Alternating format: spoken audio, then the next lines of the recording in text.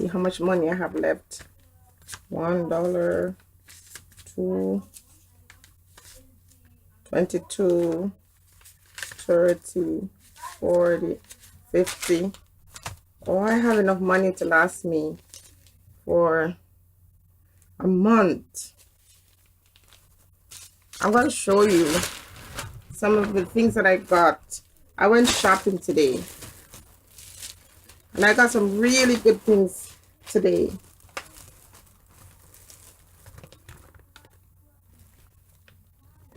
I thought this was a really good buy. Yes, special sorrel. I've been wanting. I thought this was gonna be a nice scarf.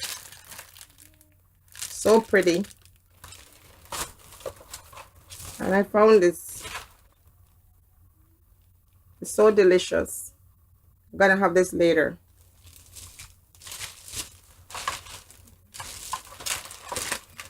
All of this is good stuff, good food that people throw out. I'm gonna eat this. They don't know that they're wasting food when they throw this out.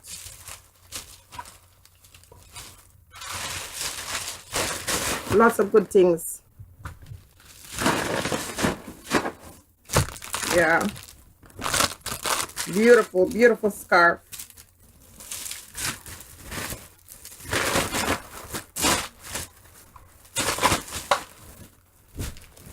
Lots of money. Have I got your attention? If you saw someone doing that, saying those things, someone with a bag of garbage, rummaging through the garbage and taking things out, automatically you would say this person is mentally ill, and you would be right. Eating out of the garbage, you know, walking around with paper and claiming it's money, you know, picking up garbage anywhere and bringing it home. Now, there are different names for these persons. I'm not getting into that mental health explanation in terms of the different psychosis that people go through. What I'm trying to do is bring an awareness and perhaps share an example or a story with you so you can understand that mental health issues don't always just show up when it gets to the point where you're dressing in rags, where you're rummaging through the garbage, where you are, you know, showing signs that you're not taking care of yourself, that you're not using rationality or reason, and you're not functioning. The evidence shows that your unshoveled look or your irrational way of saying or doing things will scream I'm mentally ill. What I want to show is not talk so much about who the person who is mentally ill, but some of the conditions that surround these individuals and reasons why sometimes people get to this point. To put it in layman's term, when a person starts to exhibit mental illness, different forms of it, you know, sometimes people first assume that the person is on drugs, or the individual, you know, in the Caribbean, people start saying that somebody obeyed them. It's some kind of spiritual attack on that person. So many examples of why someone is mentally ill without understanding the underlying problems that exist. Today, the government of Jamaica is now starting to take a second look at the whole mental health issue. And I am here to say that there are many mad people, and I'm not using that word to be disrespectful, but there are many mentally ill persons who are dressed up in plain good clothes, people who seem to be functioning, who are on drugs, and your neighbor wouldn't know, even sometimes the people in your household wouldn't know. We as a whole, as a people, we're not paying attention. We're busy, you know, just living our lives or trying to live. Meantime, there are individuals right underneath your eye. They may not be walking around and picking up garbage yet, but they're just 2 inches away from snapping and doing something that could potentially be harmful to self or other. Now, you would think, oh, I'm a strong person. So am I. I'm a very strong person. And on the weekend, something happened to me and I pretty much snapped. No, someone said 3 words to me, and 3 words that was meant to be a joke, and it pushed me the wrong way. I went off. I snapped. I just gave it to that person, someone close to me, and person is baffled and is confused as to why that would produce such a reaction. But to see, it's not the 3 words, it's the things that I've been going through this last few years, last few months, especially the last 2 or 3 months, and triggers. The 3 words triggered this kind of reaction in me. It was not good. Trust me, if it was heard, it would be viral. It was dirty. It was messy. We don't want to talk about these things, do we? We just want to go around looking all pretty and try to impress people. Meantime, many of us are dying inside. And sometimes we're calling out to the people around us to say, look here, I'm going through this, I'm going through that, I'm feeling this, I'm feeling that. But they don't see, because they don't hear you. They don't hear you because you're strong. You'll get over it. So when you have someone like myself who've been going through so many things and always had to get over things from the time I was a young girl until this very minute, just always falling down and getting up and brushing off, after a while, your mind knows the journey to the brink. And even though you've been blessed and you haven't gone over, and you always go back, you always get pulled back to safety, there comes a time when people have to stop taking it for granted that, maybe one of these days you're just not going to, fling back. You're not going to come back like the Energizer Bunny and do what you used to do. And at that moment, at that critical moment, you yourself, if you're not able to rationalize and think about everything that has happened and, accept some things and throw out some things and forgive some people and shut off some people, you are just right here to the brink.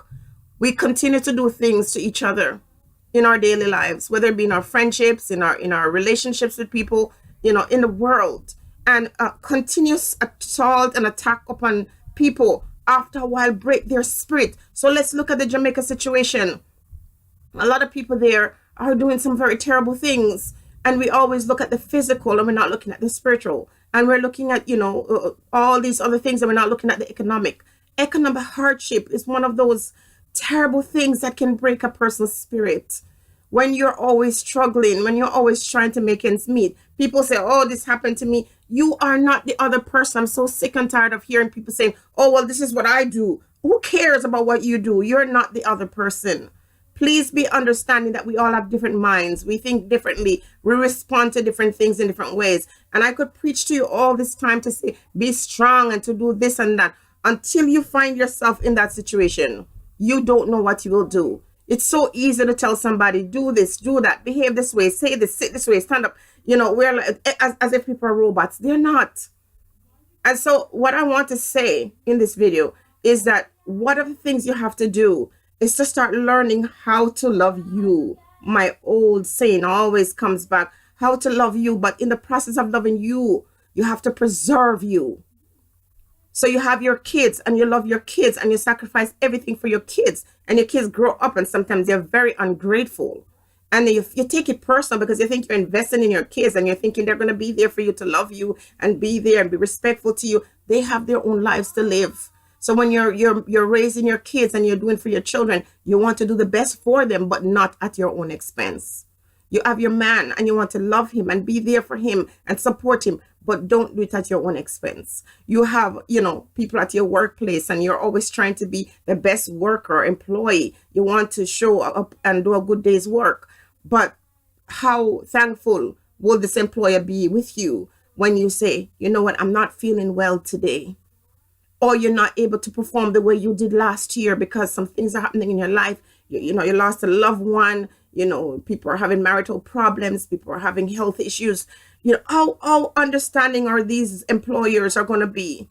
How nice and understanding are your friends going to be when they call upon you and you can't be there for them because you're going through your own issues? You've got to stop trying to live your life for other people. Do you understand? Stop living your life for other people, because you're not a Energizer Bunny. You're a human being. And the more assault upon the mind of a person, it breaks it down. It makes you weaker. Now, for me personally, I snap because there is zero tolerance for disrespect. And even if it was not meant as disrespect, it triggered me a moment. The words, when they came at me, just reminded me of a circumstance and a situation. The words fit that situation. So, though it was meant in a joke, I just went off.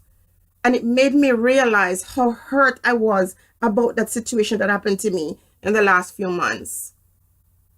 It made me understand that I am one person and it's okay for me to say no. It's okay for me to say no. It's okay for me to shut myself off and to say, this is my time. It's okay for me to say, you know what, I hear what's happening to you.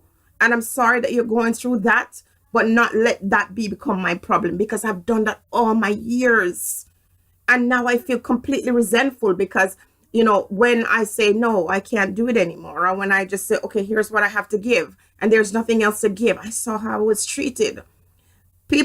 A lot of people that are going through mental health issues are people who have been assaulted physically or emotionally over the years. And don't forget finance, because finance can be one of those biggest whips that when it comes on your back and you fall under the weight of pressure, and stress from wanting to fulfill certain obligations in life, and you keep falling and falling, you've got to understand that when there comes a time when you are broken, or if you're not broken, you're very close to the edge. I have been very close to that edge many times where I have given up, where I said, what is the point in life? Why don't you just go to bed and sleep and don't wake up? I'm not suicidal, but I've always thought this is so much. And I'm sure somebody here is going to hear me to say something happened to you before you went to bed. And it was bad. It really broke you. And when you're about to wake up and then you feel the lids flickering and the memories start coming back and you remember what happened, you just want to go back to sleep. You just don't want it to be real. You're thinking to yourself, oh my gosh, this is real. This really happened and now I have to face it. So no matter how much we act as if we're strong and we're powerful, we are all a circumstance away from breaking. Be kind. Try to be kind to people. Try to be sensitive to people, and be careful of the jokes that you make, because you think it's a joke and it could be death to somebody. Hold people accountable for the things that they do to you. Don't wait for them to beat you over your back, to shake you and push you and cause you to break. Stop them. Say enough. Say no. Who cares?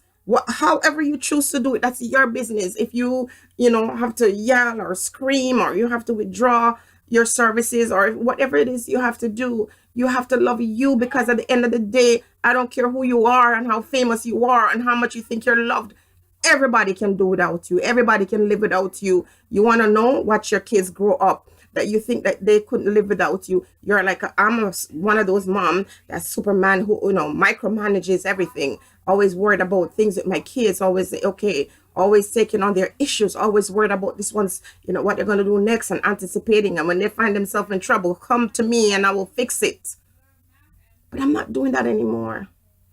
Because if I end up like this, looking like this, I must be making a fashion statement, not because I lost my freaking mind.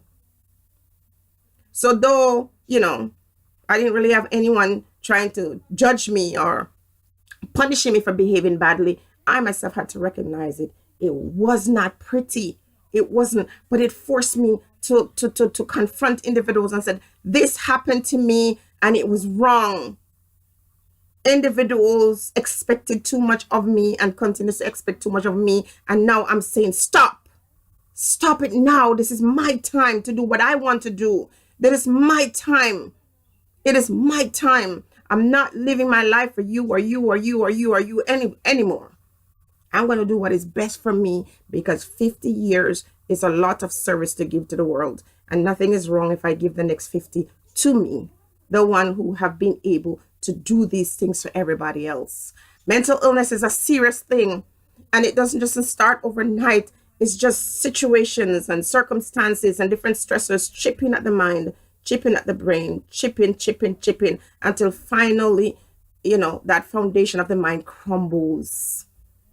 Open your eyes, listen to people. And when they say things, don't think they're exaggerating. Don't say that, oh, they're just trying to get attention. Don't be so cold, because many of you, your loved ones are there and they're calling out for help and they're saying things and you're not listening. And if anything happens and they die or they hurt somebody, then you're going to start saying, oh, I didn't see the signs. Yes, you did. Yes, you did. And if you're male or female and you find that you are causing someone to behave a certain way, now we're responsible for our own behavior. But let's face it, some people can do things to you and bring out the worst in you. Be kinder to yourself, and be respectful of other people, and understand that what is joke to one person is death to another person. May the persons in Jamaica who are going through economic hardship, who've just suffered so much. Sometimes some people are in the world, death just seems like a way out of that suffering. I'm not justifying it, but I'm just saying, who am I to judge somebody who says, I don't want to live? All I can do is listen to that person, offer that person an ear, and if they ask me for my advice and they're willing to take my advice, I give it to them. But don't be so quick to judge, because all of us are a circumstance away from looking like this, doing something out of order. Be blessed, everyone.